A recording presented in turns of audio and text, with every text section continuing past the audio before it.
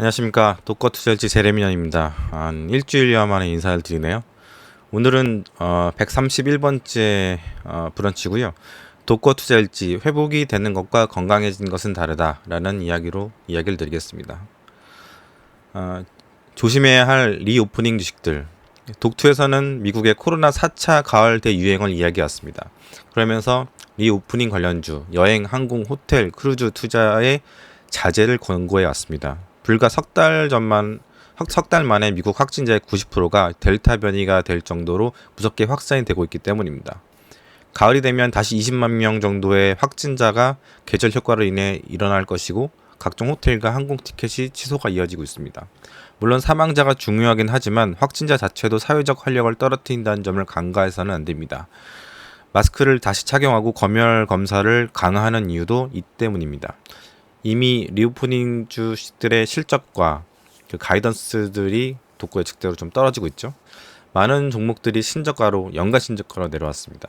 확진자가 3차 팬데믹 수준까지 올라왔는데 이 확진자 증가만으로도 이 정도면 가을 겨울 접어들면서 확진자가 더 늘고 사망자도 비례하지 않겠나 생각하고 있습니다. 현재 12만 명 정도가 1일 확진자로 나오고 있습니다. 2023년 금리 인상 쉽지 않다. 월가의 컨센서스는 2023년 금리 인상이 컨센서스죠. 2022년에서 점점 미뤄지고 있습니다. 2년 뒤에 금리 인상을 이야기를 하는 사람들은 현 경제를 자신있게 보지는 못한다는 뜻이죠. 2020년 3월에 떨어뜨렸던 금리를 3년 뒤에나 올린다는 것은 사실 저는 이것도 좀 부정적으로 보고 있습니다. 몇 차례 이야기를 드렸지만 미국 경제가 전 세계적으로 가장 우월하던 2019년도의 큰 성장, 그 당시 트럼프의 Make America Great Again을 기억하시죠? 그 당시에 역사적 최저 수준의 실업률에도 파월은 보험적 금리 인하를 전격 실시했습니다. 곧 경제가 아무리 좋아도 금리 인상을 할 타이밍에 금리 인하를 한 거죠. 시장 참여자들은 갸우뚱했습니다. 돈을 회수를 해야 할 타이밍에 더 푸는 격이니 말입니다. 그 당시에도 돈이 어마어마하게 풀린 상태였고 주가는 신고가를 내고 있는 상황이었기 때문입니다. 그 당시 파월은 금리 인하가 글로벌 경기 둔화와 미중 무역 전쟁에 따른 불확실성에 대한 선제적, 보험적 성격의 대응이지 지속적, 장기적 금리 인하를 위한 것은 아니다 라고 이야기했습니다. 일시적이란 거란 얘기죠. 그러면서도 더 추가로 보험적 인하를 하겠다 그렇게 얘기를 하고 했던 게 2019년 겨울이었습니다. 그리고 그 뒤로 어떤 일이 일어났냐면 석 달 뒤에 이제 팬데믹이 시작이 됐죠. 지금의 경제 상황은 사실 회복 단계이지 건강을 되찾은 것은 아닙니다. 수년이 더 걸릴 수도 있고 스크래치가 회복이 아주 안 될 수도 있습니다. 2022년이 되어도 2019년만큼 건강해지기도 쉽지가 않습니다. 어제 파월이 한 말 중에 우리는 과거로 돌아갈 수 없을지도 모른다 라고 했습니다. 조금 소름이 돋는 것은 이 글은 일주일 전에 초고가 거의 완성이 된 글이었습니다. 아무튼 만약에 경제의 회복이 2019년 정도 수준으로 간다고 해도 금리 인하를 하던 마당이었죠. 보험적 금리 인하. 근데 금리 인상을 한다는 건 쉽지가 않는 거죠. 다시 경제가 하드 랜딩을 할 수도 있고 무엇보다도 천문학적인 채권을 발행한 미국 정부가 물어야 할 이자가 엄청날 거고요. 그리고 시중에 풀린 부채도 어마어마한데 경제 구성원들에게 엄청난 짐을 씌우는 것이기 때문이죠. 물론 금리 인상은 주식시장의 상승 조건에 매우 유리합니다. 이것은 양날의 칼인데 금리를 올리면 부자는 돈을 벌고 가난한 이들은 힘이 듭니다. 여론에 민감한 민주당이 과연 과감하게 금리 인상을 할까요? 저는 회의적입니다. 호들갑스러웠던 2021년 여름 인플레이션 소등의 추억. 아직 여름이 다 지나간 건 아닌데 이제 바람이 좀 선선해졌죠. 독도에서는 미국 물가는 일시적으로 본다는 연준의 의견에 동조하고 있습니다. 인플레의 가장 큰 원동력인 중고차 가격이 5월부터 피크를 찍었기 때문이죠. 기저효과가 다 사라지는 9월부터는 눈에 띄게 줄어들 것입니다. 10월에야 이것을 알 수 있겠죠. 사실 기저효과라는 것도 웃긴 게 2020년 같이 소비가 박살난 비정상적인 저점에서 이제 올해같이 회복되는 정도를 측정한다는 것의 정확성이 높기는 어렵습니다. 그래서 최근 몇 달간 인플레는 시장의 예상 곧 컨센서스를 모두 빗나갔습니다. 이에 수많은 호들갑스러운 리포트들이 난무했죠. 그리고 시장 유종 텄죠. 인플레가 경제를 망가뜨릴 거라는 자극적인 헤드라인의 언론과 유튜버들에게 또 엄청 났었고요. 솔직히 최근 수년간 어닝 시즌이 오면 80%는 어닝 서프라이즈가 난무하는데 장사를 잘했다기보다는 에스터메이트 하는 방법이나 툴을 좀 바꿔서 정확도를 높인 것이 낫지 않나 싶습니다.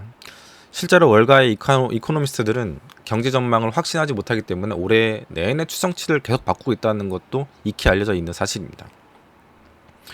미국은 팬데믹 이전에도 디플레이션 국가로 트랜스폼이 되어가고 있었고 팬데믹은 그 속도를 한 5년 이상 빠르게 했다고 얘기를 하죠. 이제 모든 것은 아니지만 많은 것들이 팬데믹 이전으로 돌아가고 있습니다. 하지만 테이퍼링과 타이트닝 하기 위해서는 위의 장애물들이 아직도 도사리고 있는 것은 사실입니다. 우리는 기준금리가 현재는 0에서 0.25%인데 이렇게 1% 아래에서 이렇게 꼬라박혀 있는 기간을 꽤 오래 경험하게 될 것입니다. 독트는 작년 3월 팬데믹 이후에 MMT와 마이너스 금리를 대비하라고 말씀드렸습니다. 실제로 현재는 마이너스 금리 시대라고 볼 수가 있죠. 왜냐하면 금리보다 인플레가 훨씬 높기 때문에 그렇습니다. 매크로 예측은 무용지물일까? 좀 다른 주제로 화제를 바꿔보도록 하겠습니다. 매크로와 주식시장의 디커플링 시 매크로에 대한 무용론에 대한 이야기는 늘 있어 왔습니다.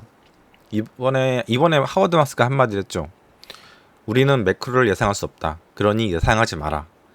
하지만 그렇게 이야기하는 사람들은 정말 매크로에 대한 스터디를 전혀 하지 않고 수십조에서 수백조 원을 굴리는 걸까요?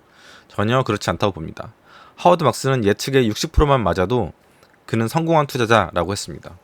그가 과연 종목에 대한 예측만 할까요? 정말 바텀업만 할까요? 200조 원을 굴리는 분이요. 저는 그렇게 생각하지 않았습니다. 하워드 막스의 책을 읽어보면 매크로에 대한 이야기가 절반입니다. 그런 분이 설사 미래를 예측하지 말라고 하는 것은 미래에 대한 예측에 너무 큰 힘을 빼지 말고 기업에 대한 분석과 믿음에 대한 에너지를 더 쏟으라. 그러니까 바텀업에 좀 더 신경 쓰라. 그런 얘기를 하시는 거라고 생각을 하고 있습니다. 저도 매크로 뷰들을 참고할 정도 수준이라고만 생각하지 절대 100% 믿지는 않습니다. 실제로 많은 이코노미스트들의 뷰는 결국 틀리게 됩니다. 루비니 교수 같은 사람들도 10년에 한 번 봤죠. 몇 차례 이야기했듯이 한국에도 그런 분이 있고요. 대부분의 증권사 애널리스트들은 긍정론자들입니다. 세일즈를 해야 하는 상황이죠. 하지만 학계에 있는 이코노미스트들은 좀 비관론자거나 좋을 수도 있고 나쁠 수도 있다라는 아리송한 이야기를 하기도 합니다.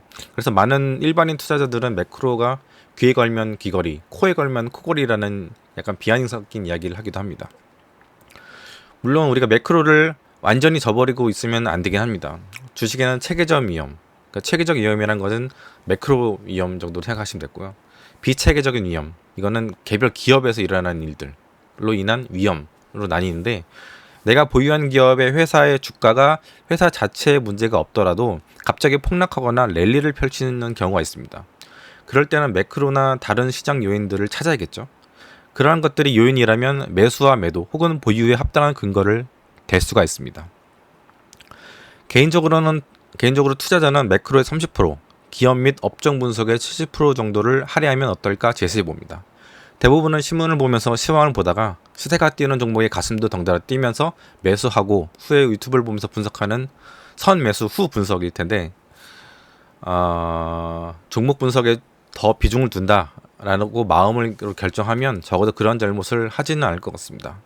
결론은 매크로부터 보는 탑다운도 중요하지만 종목부터 보는 바텀업을 이 더 중요하다라고 저는 말씀을 드리고 싶습니다. 이것이 개인 투자자들에겐 유리하고 실수를 하지 않는 투자법이라고 생각됩니다.